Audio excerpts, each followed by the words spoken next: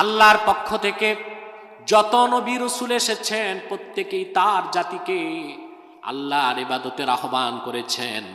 আল্লাহ পাক কোরআন কারীমে উদাহরণ দিয়েছেন হযরত নূহের, দাউদ, সুলেমান, আইয়ুব, শুআয়ব, এইরকম 25 জন বড় বড় নবীর উদাহরণ আল্লাহ কোরআন কারীমে দিয়েছেন, যারা তাদের জাতিদেরকে ডেকেছেন আর বলেছেন ইয়া কওমি ইবুদুল্লাহ মা লাকুম মিন ইলাহিন গায়রুহ, হে আমার জাতি একমাত্র তোমরা আল্লাহর ইবাদত করো, আকাশ ও জমিনে আল্লাহ ছাড়া অন্য কোনো মালিক নাই, ইলাহ নাই, কি নাই।